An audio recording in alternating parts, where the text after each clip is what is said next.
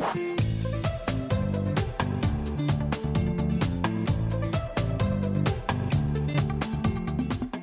what's up, everybody? Steve Schwartz here from LSAT Unplugged, joining you today to share the grind equation and how to shortcut it. Before I get into it, a little bit about LSAT Unplugged. We offer live online classes via Zoom, on-demand video courses, small group coaching, and one-on-one coaching. Check out the links below this video to find out more and to book a call with me and my team. We would love to help you out. So, the grind equation, what is it and how can you shortcut it? The grind equation is a term that I came up with to describe the simple fact that the more LSAT questions you do, the more you should expect your LSAT score to increase. Typically, what I see with the typical average student is that if you are in the 140s, you can expect to improve about 5 points after doing 1,000 LSAT problems. In other words, for every 10 exams worth of questions you complete, you should expect to go up about 5 points if you are currently in the 140s. If you are in the 150s, you can expect a 4-point increase. If you're in the 160s, a 3-point increase. If you're in the 170s, a 2-point increase. This is due to the law of diminishing marginal returns.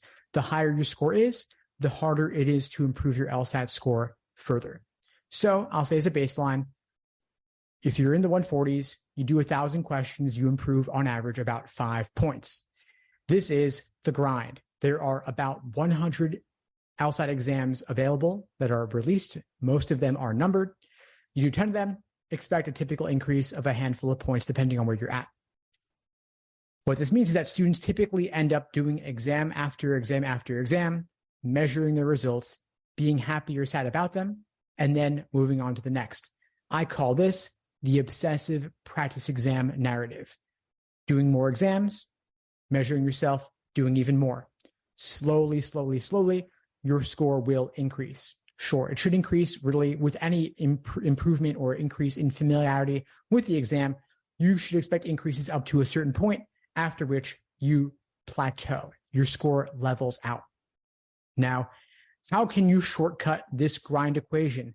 How can you break out of the cycle of doing exams and getting marginal, small LSAT score increases? There are a couple of ways. One that I found is the Socratic review method. If you review more effectively, if you get more out of the exams you are completing, that means that you should be able to complete fewer exam questions for the same point increase. So rather than doing 1,000 LSAT questions to get a 5-point increase if you are in the 140s, you could get away with doing only 500 questions to get that same 5-point increase. Doing fewer questions, engaging in more review, means you can save yourself some work. You can do fewer questions and get the same point increase. Pretty good deal. All you've got to change is your review process. The framework that I've developed for review is called the Socratic review method. In short, it's a framework that asks you a series of guiding questions to ask yourself as you look at any LSAT question that's given you trouble. More on the Socratic review method in my LSAT courses and programs linked below this video. Another major way you can shortcut the grind equation is by increasing the repetition of what you get out of your review.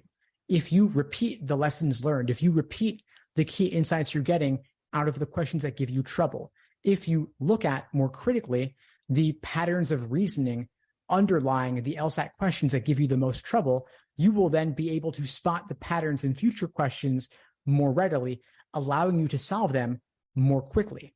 If you combine review and repetition in your LSAT preparation, you can study for the LSAT far more efficiently, doing fewer questions and doing those fewer questions more quickly for the same LSAT score increase. What that means is rather than having to do 1,000 LSAT problems for a given point increase, you might be able to get away with doing only 500 questions and solving those 500 questions that much faster. The last thing I'll say here is to make your LSAT prep real. We keep it real at LSAT Unplugged by offering live LSAT prep classes via Zoom 4 nights a week, along with study groups before and after class. What this means is that when we review LSAT questions together, we are looking at the real struggles that real LSAT students are facing and incorporating the key insights from their discussions into the review documents that we create as we aim to show students how to review better. Again, if you would like to find out more about the LSAT prep classes that we offer, check out the links below this video and to book a call with me and my team. We would love to help you out with this. So again, to escape the grind equation, to shortcut it, and to study more effectively in your LSAT prep journey, incorporate review, repetition, and keeping it real. I hope you found this video helpful. If you did, please like the video, leave a comment, and subscribe to the channel if you haven't done so already. It really helps with that YouTube algorithm, and I really do appreciate it. In the meantime, I'll wish you all the best and take care. Thanks for tuning into the show. Please subscribe if you haven't done so already to be notified of new episodes as I release them. And feel free to reach out if you need anything at all as you move forward with your prep. I'm happy to help however I can. In the meantime, I'll wish you all the best and take care.